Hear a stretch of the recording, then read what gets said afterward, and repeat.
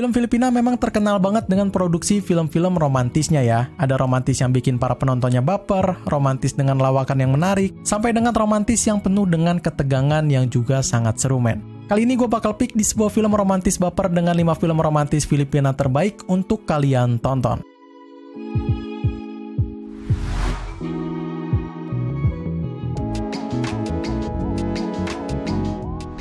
Cerita ini bermula dari seorang wanita muda yang berjiwa bebas setelah turut membantu sahabat SMA-nya untuk bisa keluar dari trauma yang melibatkan sebuah insiden kecelakaan yang merenggut ibunya dan juga warna dalam penglihatannya tersebut. Pada kesempatan itu juga dimanfaatkan untuk bisa menghangatkan hatinya yang telah lama memendam sebuah perasaan suka yang mendalam kepada temannya itu. Kisah tersebut bisa menghook gue untuk langsung intip filmnya men, dan sukses bikin gue terhanyut pada jalan cerita maupun alurnya. Filmnya sendiri berjudul Love is Colorblind yang memang sangat worth it banget buat kalian tonton para pecinta film romantis. Bahwa kalian tahu film ini bakal punya sentuhan yang memang sama seperti film Indonesia, Jepang, Thailand, ataupun film Asia pada umumnya ya. Tapi mereka bisa membuat formula mainstream tersebut menjadi semakin menarik lagi dibuatnya. Di sepanjang filmnya ini berjalan, mood kalian bakal dibuat roller coaster men, terutama yang berfokus pada kisah cintanya, kehidupannya, dan masa lalunya itu. Semua bakal menjadi satu kesatuan yang bikin mood kalian naik turun. Pada saat hari penayangannya, film ini sukses banget menyabet para penontonnya yang haus akan film romantis, dan mendapatkan penghasilan tertinggi di sebuah platform acara digital men.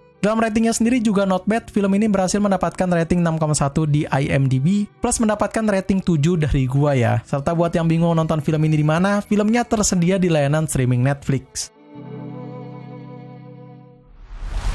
Sebuah cerita tentang seorang gadis yang sedang patah hati telah bertemu seorang anak laki-laki dengan cara yang tak biasa. Mereka bersama-sama pergi ke berbagai tempat dan mencari tahu tentang sebuah kehidupan baru tanpa harus merasakan akan pahitnya patah hati lagi. Jalan-jalan memang paling terbaik kalau dilakukan dengan pasangan kalian ya, yang mana bakal penuh dengan sebuah kisah asmara tertulis dengan indah dan juga sangat menarik. Kisah asmara baper di film Dating Called Tadana ini bakal tertuang dalam sebuah romantis yang sangat bikin kita nyaman. Menarik, lucu, dan bikin baper adalah feeling gue pas selesai nonton film ini ya, yang mana mungkin kalian juga bakal merasakan hal yang sama seperti dengan gue gitu. Gue akui ini adalah film yang memang udah mainstream banget ada di film-film Asia, yang kebanyakan juga menggunakan formula yang sama dengan menambahkan kata traveling dalam film romantis bapernya itu. Antoinette Jadewan selaku sang sutradaranya pun menambahkan sebuah emosi baru dalam perfilman romantisnya Filipina. Filmnya sendiri sukses banget di layar penayangan awalnya dan menjadi salah satu film romantis bikin baper dengan beberapa nominasi bergengsi lainnya. Ditambah dengan rating tingginya di IMDb sebesar 7,3 yang membuat para penontonnya yakin bisa langsung tonton filmnya ini. Kalian bisa nikmati filmnya ini di layanan streaming Netflix ya.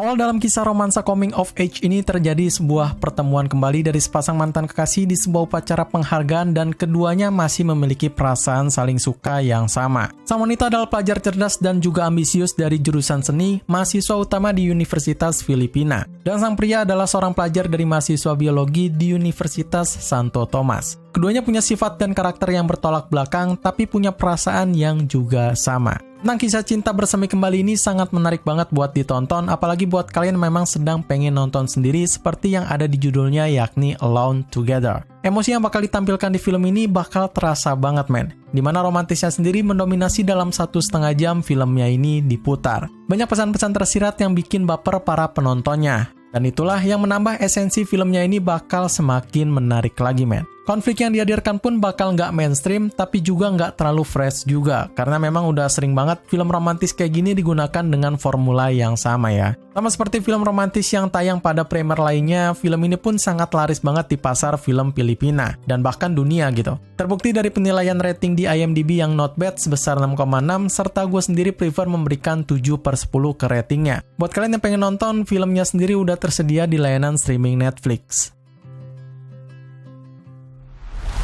Dikisahkan pada seorang cowok populer bernama Drake Sison yang bertaruh dengan sahabatnya untuk membuktikan dirinya adalah cowok terkeren yang disukai oleh semua kalangan cewek di sana. Taruhan itu adalah untuk merebut seorang murid pindahan yang kutu buku bernama Sophia Taylor dalam perjanjiannya bahwa si cewek tersebut harus bisa jatuh cinta padanya dalam 30 hari. Romantis yang paling enak untuk didapatkan memang pada saat ABG ya men. Dimana kenangan-kenangan manis terasa lebih membara dan juga menggebu-gebu gitu. Sama seperti hal itu, film berjudul Just the Way You Are ini bakal penuh dengan adegan romantis baper yang jangan sampai kalian lewatkan. Menilik film-film romantis yang memang terkenal di Filipina atau film Asia lainnya memang sering banget berlatar waktu pada masa ABG ya. Kalau nggak di sekolah SMA, mungkin di kuliahan ya.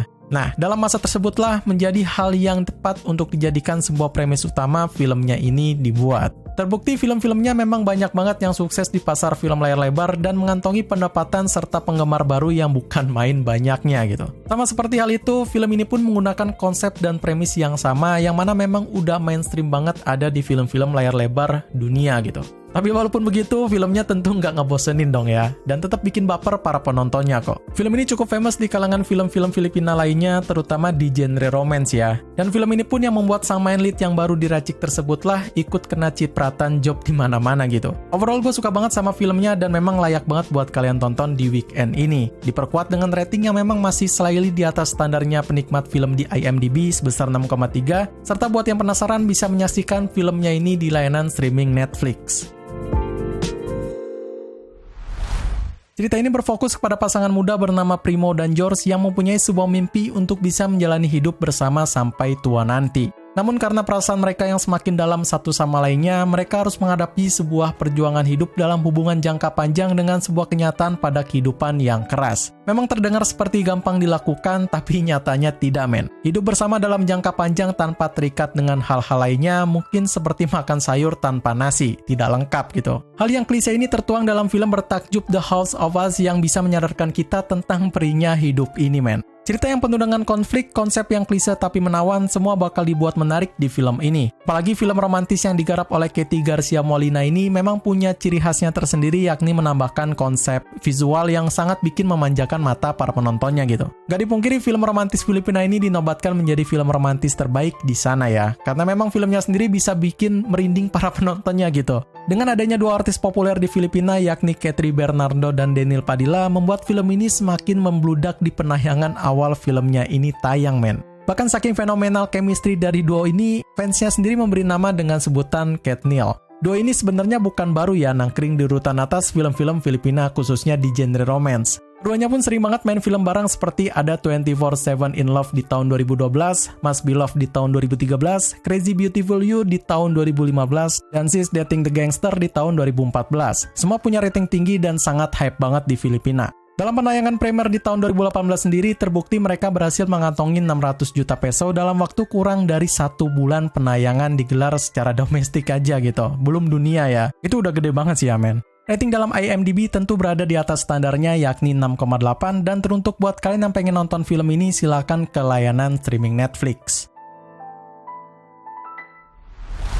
Oke, mungkin cuma segitu aja rekomendasi 5 film romantis Filipina baper terbaik yang bisa gue share hari ini. Jika kalian suka bisa like aja videonya, dan kalau kalian gak suka bisa subscribe dulu aja channelnya. Share juga ke teman tongkrongan kalian. Gue Ri pamit undur diri, see you in the next film.